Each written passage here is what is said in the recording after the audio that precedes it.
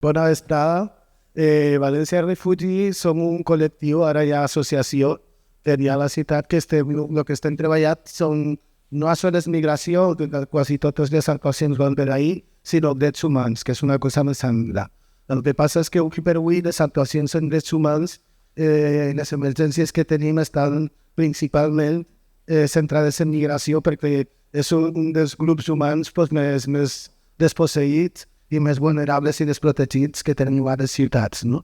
Jo, més que explicar molt de vosaltres, el que faria és més exemplificar en un cas. Al barri de Benimaclet, un cas que vosaltres vau treballar, n'hi havia uns temporers africans que estaven treballant d'horta de València, però dormien a una fàbrica abandonada, l'antiga fàbrica abandonada de llet que n'hi ha a Cleix.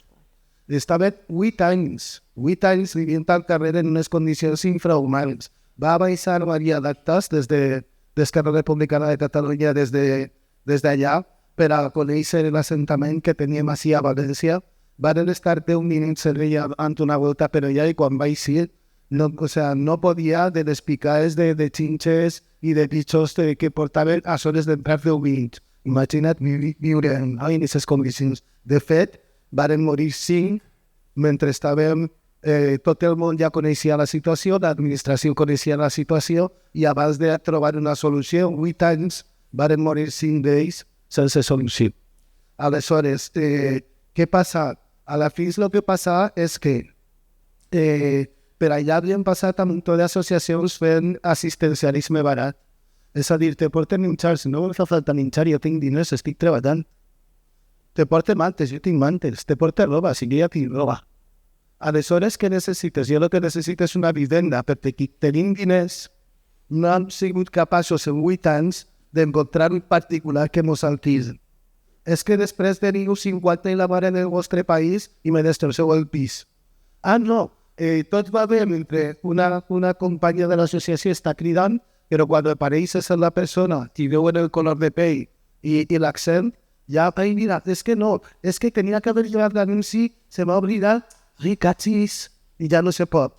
I així, 8 anys morint gent al carrer a la nostra ciutat, així que ja podem tenir un parc verd preciós i necessari, ja podem tenir un programa d'intel·ligència artificial que hi ha gent a aquesta ciutat que mai n'hi ha plenat. A més, el programa Sitcom i tot allò de la intel·ligència artificial, els algoritmes, mai tenen en compte les característiques de les persones racialitzades i dels minoritans. Aleshores, estan fent tots uns programes que ja escoltant l'Udinar que són fantàstics per al ciutadà valencià de classe mitjana, blanc. I la resta, què fem? Jo soc un valencià nouvingut, però soc valencià. El que passa és que soc nouvingut des que tenia 3 anys i ja tinc 48. Quant de temps vaig a ser un nouvingut i vaig a ser considerat solament un valencià? Aleshores, què passa? Que totes aquestes realitats que estan amarades a les ciutats i que quan se fa un treball tècnic, un treball polític, en l'etnocentrisme europeu fa que moltes vegades no tinguem en compte, no per mala fe, sinó perquè un normalment treballa el que està acostumant i el que té més present. No tenint en compte les característiques de grups que tenim a la ciutat, estarem fallant. Quina és la millor ferramenta per a que la part política, la part tècnica, la part associativa conega, sàpia, tingui en compte els grups que estan més oblidats, més amagats, més desprotegits, l'associació de veïns, perquè és qui té un contacte més proper amb aquestes persones. Què passa en l'assentament aquí? El que passa és que, tras 8 anys de no trobar solucions, se va implicar l'associació de veïns Gret i vas començar a dir són veïns també. Estan en una fàbrica abandonada, no tenen llum, no tenen aigua corrent.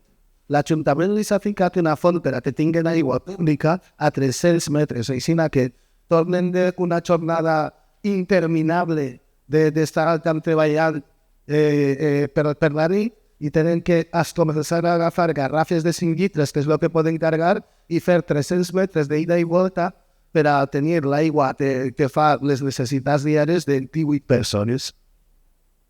Molt bona solució. Aleshores, Què passa finalment? Que la pressió, la força de l'associació de veïns fent comprendre a l'Ajuntament, fent comprendre a les institucions que són els nostres veïns i anem a evitar d'ells. A més, estan integrats, participen de les festes populars del barri, participen de les jornades comunitàries del barri. Ells a soles, sense que ningú se'ls demane, han netejat tota una zona que el barri estava demanant que inferen les institucions i no han fet cas, i ells han agafat les ferramentes i s'han anat i han netejat tot allò. Aleshores tenim que evitar per ells. Les associacions tenien una capacitat d'interlocució política que no anava enlloc. Són els veïns els que han aconseguit, i avui per avui estan tots al nivell de protecció oficial. I per què? Perquè la llei d'emergència habitacional tenia en compte una persona que no té diners, però mai se li va acudir que una persona pot tindre diners i que el racisme immobiliari faci que no tingui una possibilitat d'agafar una veïns. Els veïns de Benimatet feren que les administracions s'enteraren, nosaltres participant en la causa, i gràcies a ells avui tenen vivent.